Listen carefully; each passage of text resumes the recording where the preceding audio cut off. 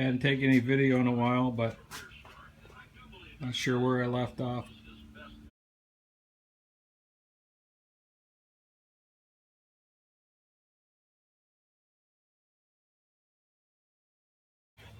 I'm buttoning her down. I torqued down the oil pan. Got things painted, put the oil seals in. Now I'll throw on the flywheel and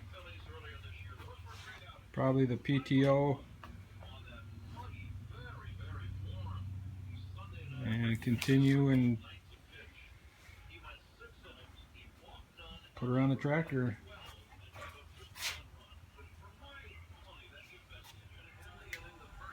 Alright, got the flywheel on, torqued it to 55 foot-pounds, put the PTO clutch on, electric clutch,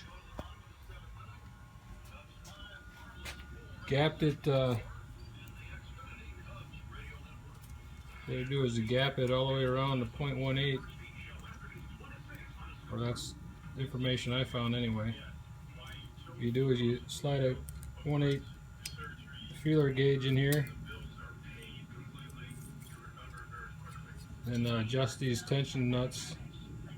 All four sides, go around and around a couple times, make sure they're all even, and hopefully that should do it. To put the tins on this engine. Alright, I dropped the engine in. My gambrel. Got the carb set, the governor set. Let's tighten down the drive shaft there.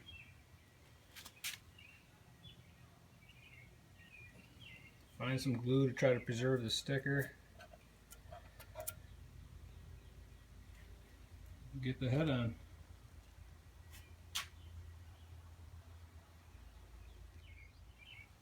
Okay, one thing you have to be aware of when you're hooking up this drive shaft is this, I don't know if this fiberglass plate here, you gotta make sure it goes in these, fits in there correctly. There's a lot of play in this coupling here. It slides in and out, and then there's a lot of wiggle left and right also to line that up, so make sure you get those lined up before you tighten those down, so I'm sure it'll slip loose later on if you're not fully seated there. Okay, I just checked the flatness of the head here. This machined straight edge and a feeler gauge. It's supposed to be 003 between bolts. My feeler gauge only went to 006, so I just put it in there, put the flat gauge on there, and couldn't pull it out at 8 of these, and there's a little bit of a rock, you know, over the feeler gauge between holes, so figured it's all good. I just got to clean up the threads on the head here and on the cylinder block, and we'll torque the head on. So I'm going to try a little tip I got from my nephew.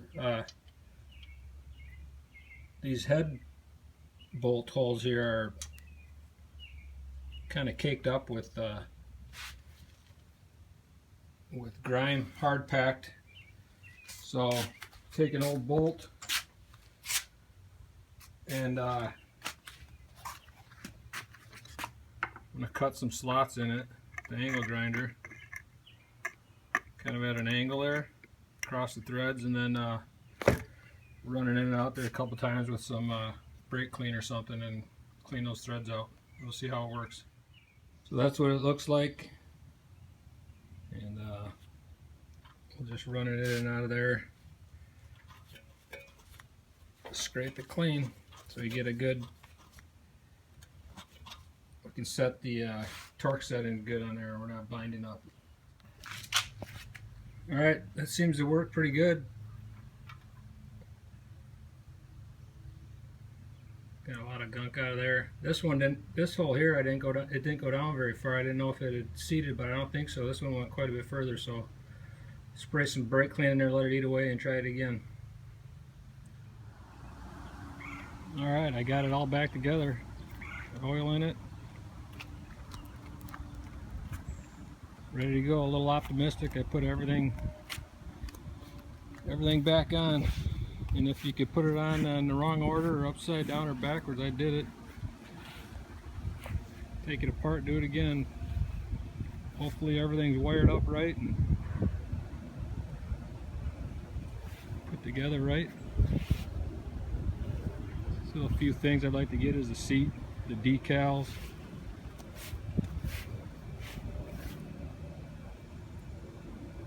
But mostly it's all there, it looks all original, so we'll give it a shot. Okay, seeing it didn't go when I first tried. I had I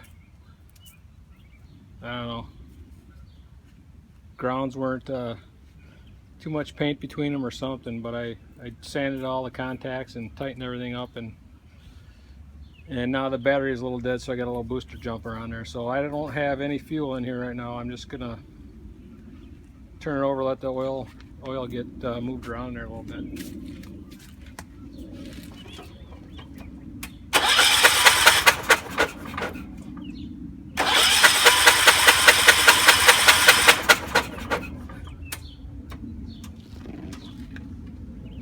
Alright, I'll squirt it with some fluid, see what happens.